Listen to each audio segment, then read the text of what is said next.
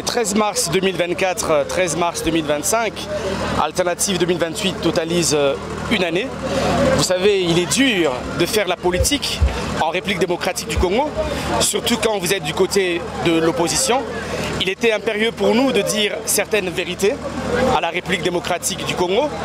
En 2018, le peuple congolais avait fait un choix en votant massivement M. Martin Fayulu, mais il y a 3 personnes qui ont décidé le contraire.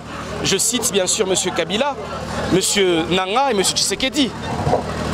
Le peuple avait fait confiance en Martin Fayulu, malheureusement sa victoire lui a été volée et ces 3 personnalités ne se sont pas entendues. Aujourd'hui, le désastre que nous vivons dans la partie est de la République, la cause elle provient aussi de 2018. Et donc en tant qu'Alternative 2028, il était important de le dire, de le faire savoir à la République démocratique du Congo. Mais nous avons aussi dit, dénoncer cette instabilité qui s'est installée dans notre pays, où nous sommes en totale insécurité. Insécurité alimentaire, avec plus de 28 millions de Congolais qui sont en insécurité alimentaire, plus de 15 millions d'enfants qui souffrent de malnutrition. Nous avons une insécurité environnementale, où vous avez des poubelles partout dans Kinshasa. Kinshasa aujourd'hui sent mauvais. Nous sommes dans une insécurité routière avec les embouteillages, les routes qui ne sont plus viables, pas de bonnes routes. Nous sommes en insécurité sanitaire, un taux de mortalité très élevé au monde, 11%. C'est quand même le taux de mortalité en République démocratique du Congo. Bref, Alternative 2028 s'est dit qu'il y a certains politiciens qui doivent partir en retraite. Et nous, nouvelle génération, nous devons venir avec un nouveau langage, mais surtout avec une intelligence, avec une créativité pour répondre aux attentes du peuple congolais. Face à cette situation, alors je l'ai dit, nous allons faire une opposition intelligente, une opposition créative, une opposition qui sera capable, en mesure d'apporter des solutions aux plus petits des Congolais qui se trouvent à Mbujimaï, aux plus petits des Congolais qui se trouvent dans la Chopo, au Congo central, ou à Bukavu, à Goba. Bref, Alternative 2028 trouvera des solutions dans sa politique intérieure qu'elle proposera. Donc il faut qu'on se dise la vérité. Il y a une vérité qui doit être dite. Nous savons comment Kabila a géré ce pays. Kabila n'est pas un modèle. Tshisekedi non plus. Et M. Nanga, qui dit aujourd'hui qu'il va libérer le peuple congolais, oublie que le peuple congolais s'était auto-libéré en 2018 en faisant le choix sur la personne de Martin Fayulu.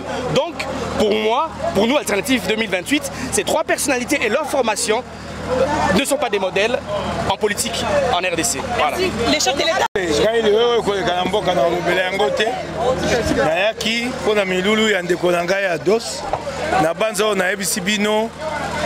na mwa liboke na fongolaki na kozongela ngo po na posa ya ndeko Dos Ndombasi na ndeko Alain Bolojwa nde bayali awa po na ngai lelo ezali baku malamu na bwaki mbela bango mibale tokosangana na bango na mikolo koya po na makambo ya zando zando eza moyibi basali contrat ya 30 ans 30 ans, Engumba Kisasa abandozwa be 21%.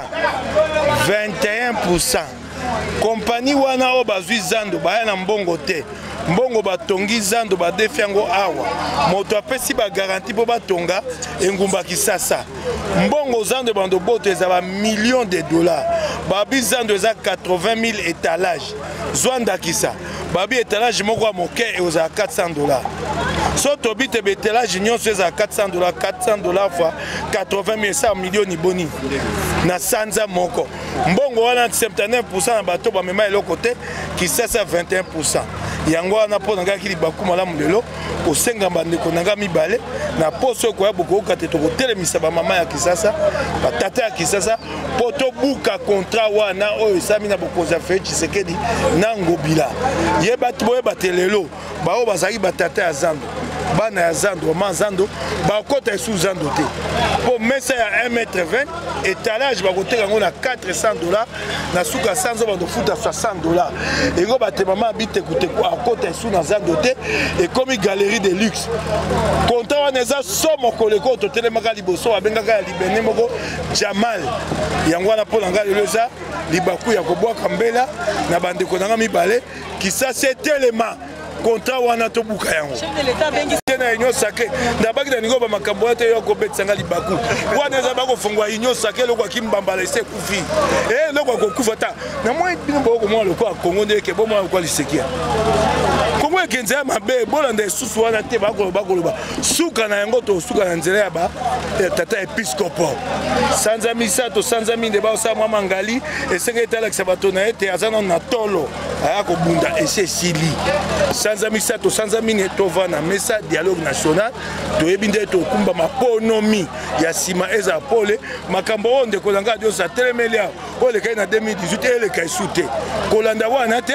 bao baa na mwa posa mwa lokoso lokwa ya gouvernement moyibi bakenda bakotisa bango ebera nde batindi ye mosala asala élargissement ya union sacrée point bar asa suki miso eteli ye akutani kala bato ya union sacrée soni kanga biloko anga lingo kanga ngo te ata otiki yango nde nini tokoya te tolingi na biso te.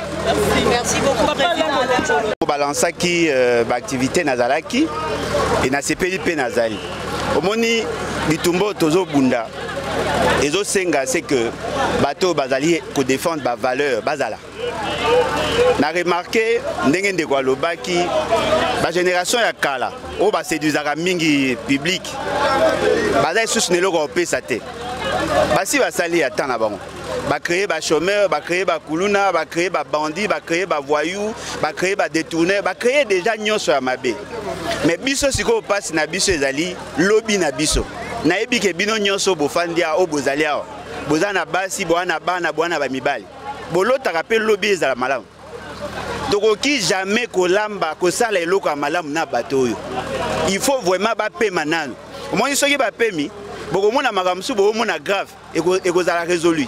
Moi personnellement je ne suis pas de ceux qui pensent qu'il faut avoir 2 mandats 3 mandats pour jeter les jalons. Non, il y a un président africain a posé base à développement dans mboka na 5 ans. Félix Sekei makambo azoko sabino parce que soki mbongo nyonso oye na batu na ye babungisi soki ba affectera ngona ba projet structurant bonga bomona ba solution engageza kulutu na ngai Mike Mukebai ti azobelela bino ville Kinshasa eza mabe baza ko kangaka bonne ko zongona ba blague bomoni conséquence bambongo nyonso ebungi c'est-à-dire bango ba tosani bakotali kelemba basi balia mbongo alokwa bayero oyo asa azwa mbongo a loyer anticipatif mais ndako ebebi mbongo ko bongisa ezate. Moi je pense que il faut renouveler la classe politique, il faut bilongi asika bato asika et ça lele asika maele asika bandeko nyonso na wiko tanga ba kombote sincèrement il faut ba pe manano mabe na bango ba mitu makasi mais maele ezolanda te pasi nde yango. Merci. Dans l'insécurité administrative, il y a un lobby boy. Dans ça là tout, toute génération politique, oyo, bah c'est les pas si, toute la banque, pas ma solo politique.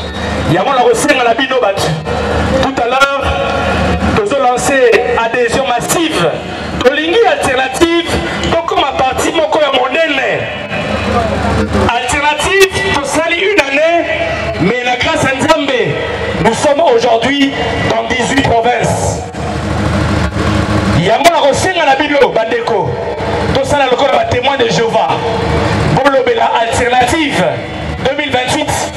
Nous sommes une nouvelle vision. Nous voulons changer notre pays. Mais comment l'hymne national dans le pays, nous peuplerons ton sol et nous assurerons ta grandeur. Nous avons peuplé le Congo. Il est temps d'assurer la grandeur de la République démocratique du Congo. J'ai dit et je vous remercie.